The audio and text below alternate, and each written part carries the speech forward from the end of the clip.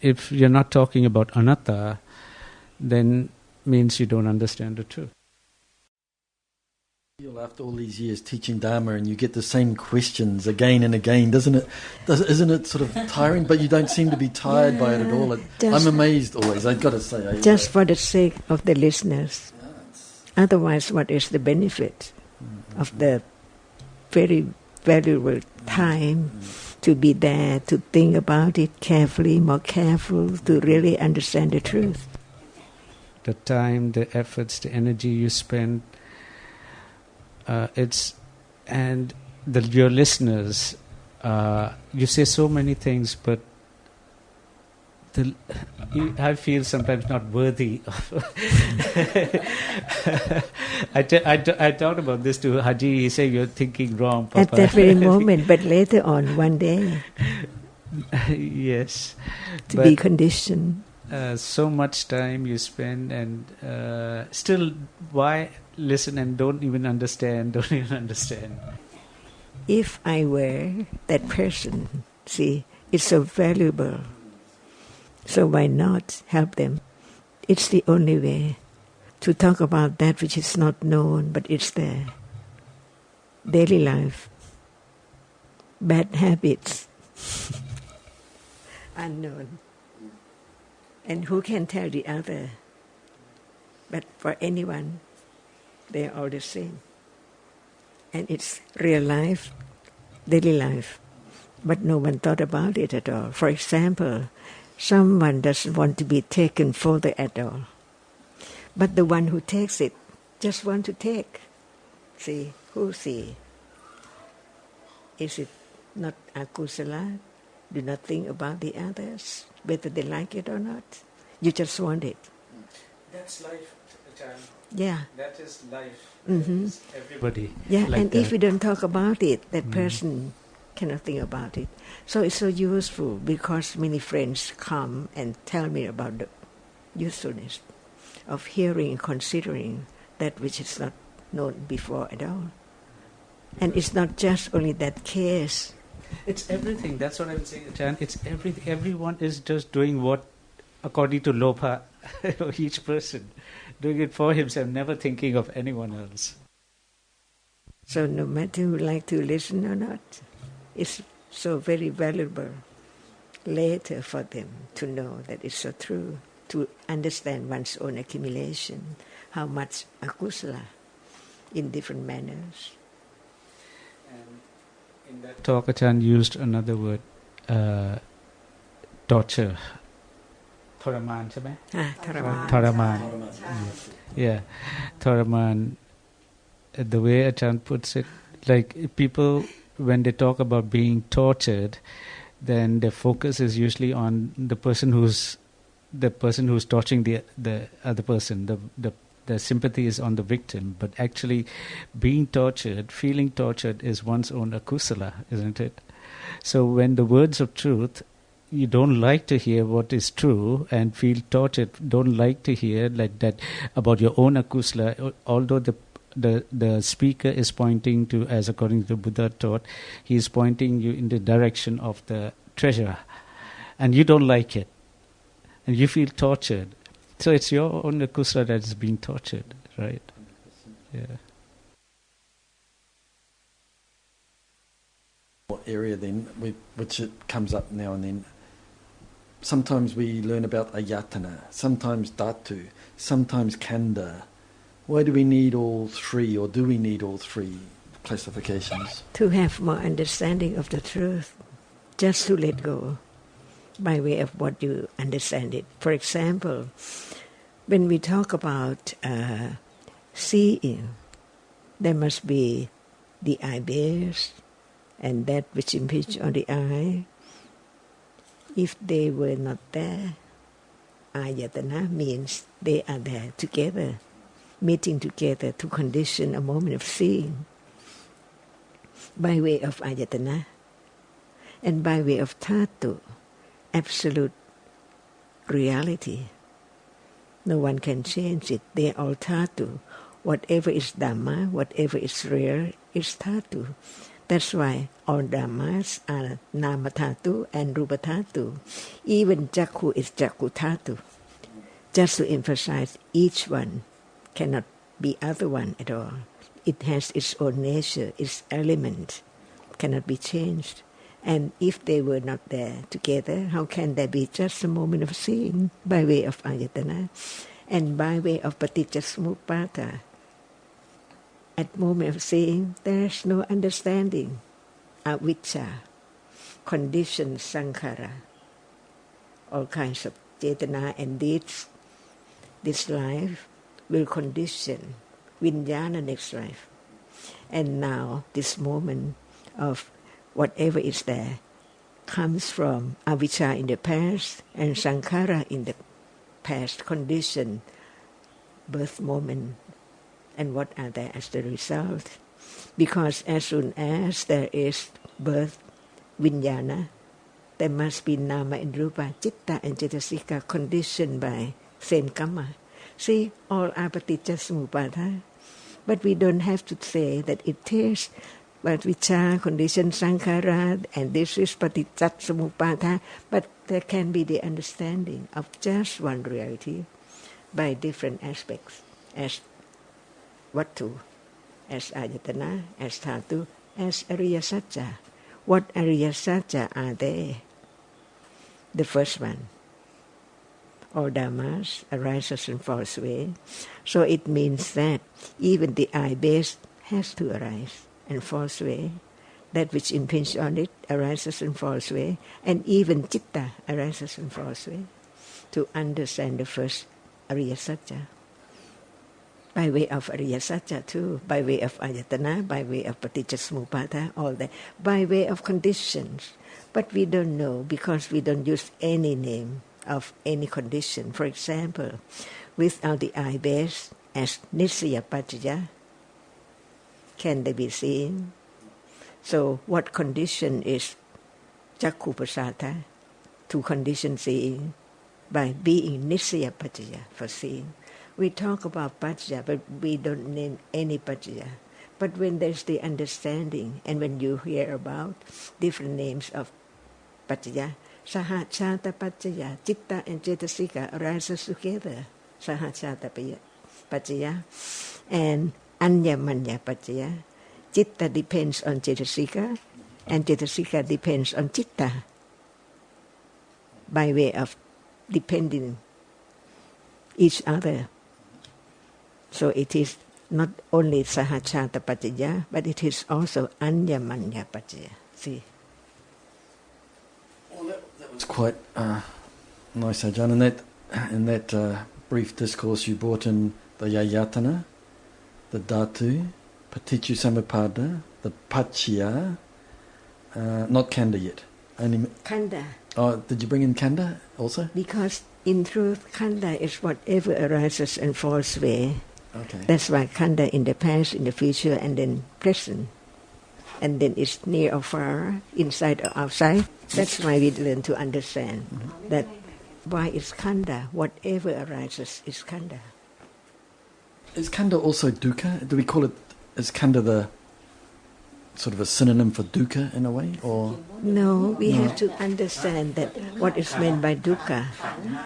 Dukkha is not just unpleasant feeling, but the way it cannot stay long, it cannot last. As soon as it has reason, there are conditions just for its arising, no condition to have it last at all. That's why as soon as whatever is conditioned to arise, it has reason and then fall away instantly. That is dukkha. yes, No one like it to be that way because we like it to last as long as we like. yes, But all dhammas, it is not permanent at all. That's why that which arises and falls away, it's dukkha. yes, Anicca, dukkhang, anatta, and sunyata. To understand that whatever arises and falls away can not arise again, never to arise again. Sunyata. So sunyata is a little bit different from anatta? The Or same, Same, yeah. but it means that it does not, Emphasis is on it cannot arise rise again.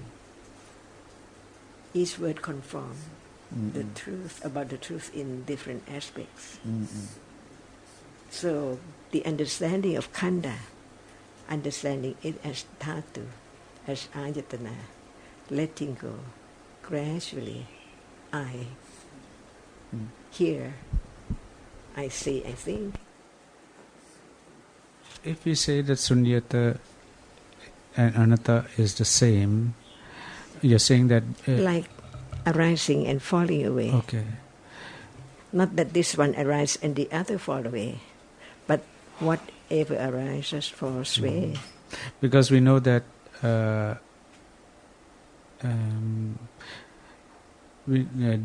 nibbana is anatta, but it's not, doesn't rise and fall away. So no nimitta. Only reality which doesn't have nimitta at all. But whatever arises appears as nimitta. So the understanding of the truth of reality can understand whatever Buddha taught in different manners, different aspects, by way of khanda, by way of dhatu, by way of paticca-samuppada. Even we do not use any word in Pali. Citta arises and falls away. As soon as it has fallen away, it conditions the next one by way of anantara paccaya. So we don't use the word anantara paccaya. But there is the understanding that as long as there are conditions, when there are conditions in each citta, as soon as it falls away, it conditions the next one.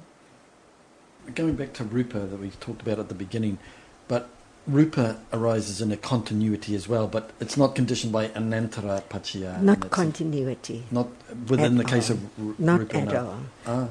Condition for whatever arises, condition the arising of the next one. But it's not considered continuity, unlike with... The rupa cannot condition the next rupa to arise. Only the tijo or the karma or the chitta or the oja, I see. We talk about the truth of each reality as it is, because rupa cannot experience anything at all.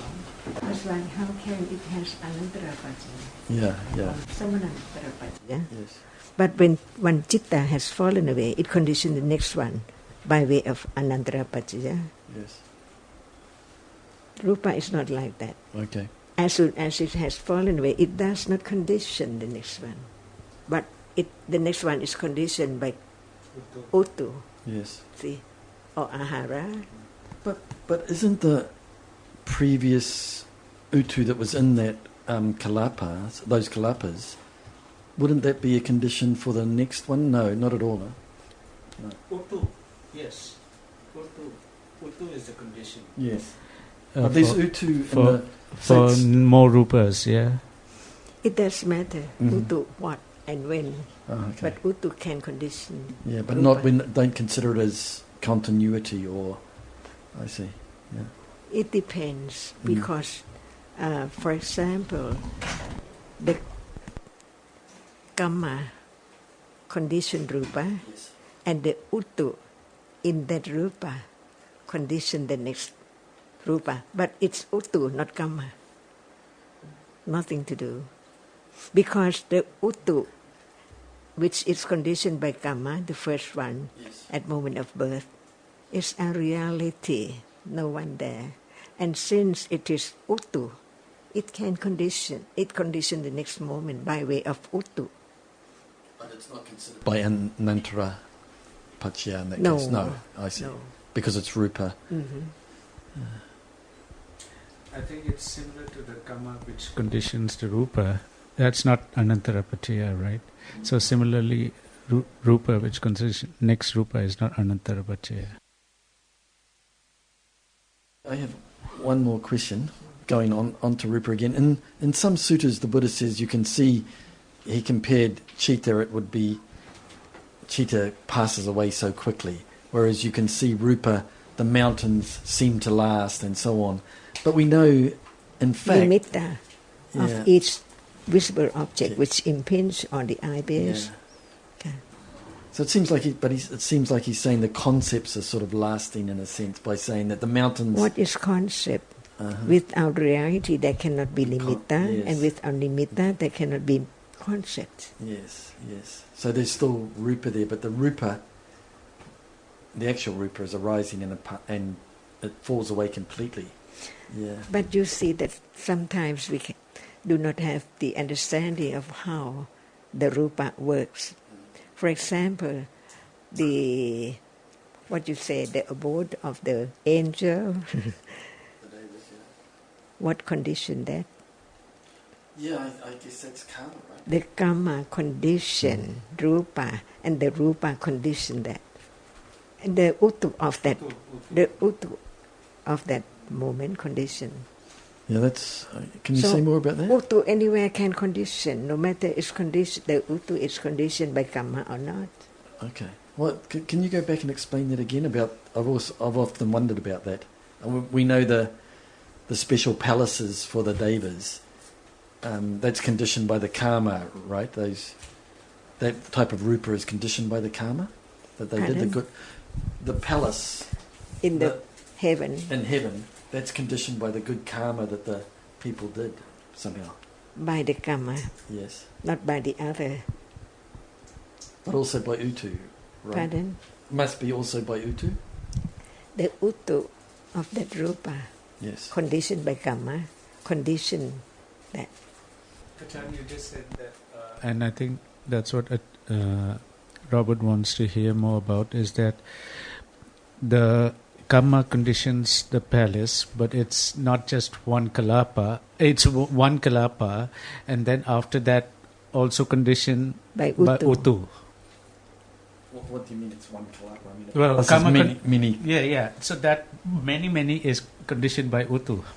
For example, the moment of the sound conditioned by citta, at moment of speaking, there must be sound conditioned by citta, right? Yes. Just that. And then the utu of that rupa condition the other moment, sound, right. The next sound. When you hear the sound, it's not the sound conditioned by citta. No. It's the sound conditioned by utu. Yeah, that's very good. Good example. Yeah, good example indeed. Yeah. And same with those deva palaces. Mm-hmm. But I'm getting lost. So can you explain that again one more time for me? So if I understand correctly,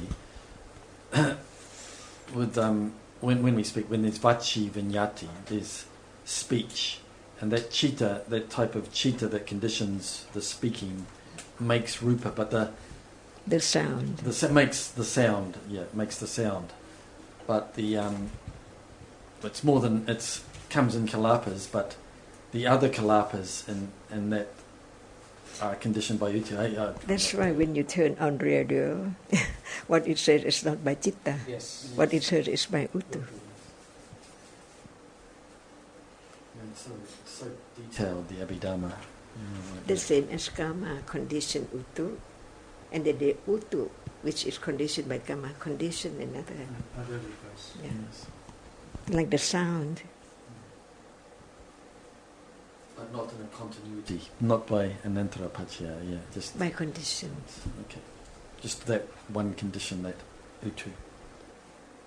But I do think it's good to hear these details about rupa, because there's so much misunderstanding about rupa, so much attachment to rupa as something solid and something lasting. Yeah. It seems so permanent, rupa, but that's it's absolutely why not.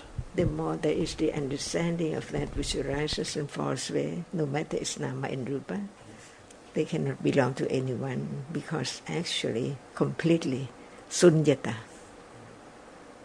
So understand the meaning of anatta, it cannot belong to anyone, and sunyata, never arise again. Condition more letting go, the clinging to what seems permanent. No one here.